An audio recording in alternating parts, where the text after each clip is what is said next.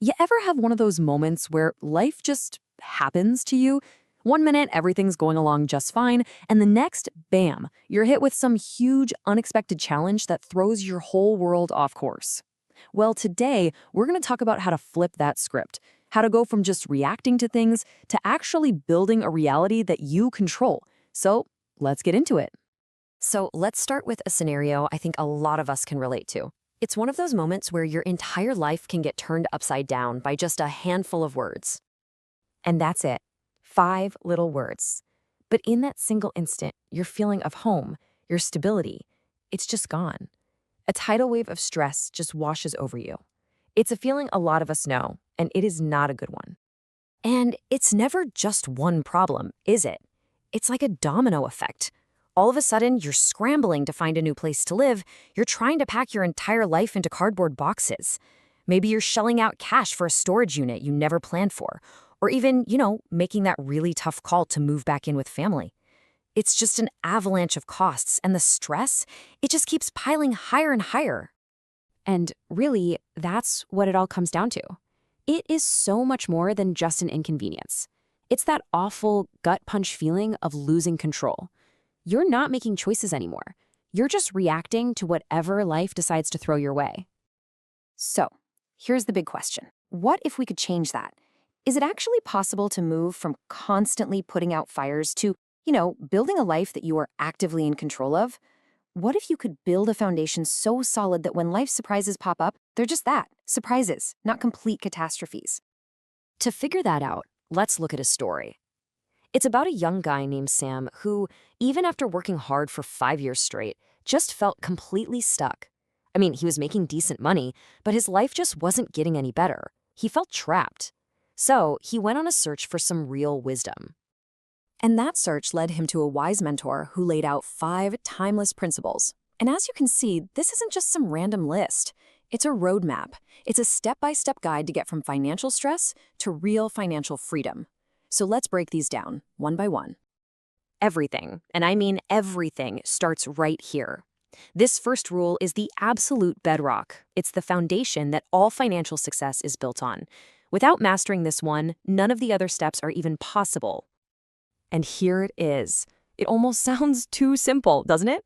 But this is the non-negotiable first step. You have to spend less than you earn. It really doesn't matter if you make 6 figures a year. If your spending is higher than your income, you will always be trapped. Let's think about it this way. If you bring in, say, $5,000 a month, your mission is to live on way less than that. Let's shoot for $3,000. You see that $2,000 gap you just created? That's not just savings, that's power. That is the very beginning of your financial freedom. Okay, so once you've gotten into the habit of creating that gap between what you earn and what you spend, you're ready for the second principle. And this one is all about getting ready for those curveballs that you know life is going to throw at you. And you do that by building an emergency fund. Now, this isn't money you're going to use for an investment or a vacation. No. Think of this as your peace of mind account, set aside for one thing and one thing only: when things go wrong. It is literally your financial safety net. So when your car breaks down or maybe you get laid off unexpectedly, this fund is what catches you. It means you don't have to rack up credit card debt or, even worse, sell your investments at a bad time just to handle a crisis. It stops a surprise from turning into a total disaster. All right, so you've got a solid foundation and your safety net is in place. Now you can finally shift your focus from playing defense to playing offense. This next part is all about creating real, long-term growth. So, what's the next big move? A lot of people think, okay, time to pick the right stock or buy a rental property. But the third principle is actually way more personal than that. The absolute best investment you can ever make is in yourself. Yep, that's it. Before you invest a single dollar in the stock market or anything else, you invest your time, your energy, and your resources into making yourself more valuable. So what does that actually look like? Well, it means becoming an absolute master at what you do. It means taking courses, reading every book you can get your hands on, maybe buying better tools that make you better at your job.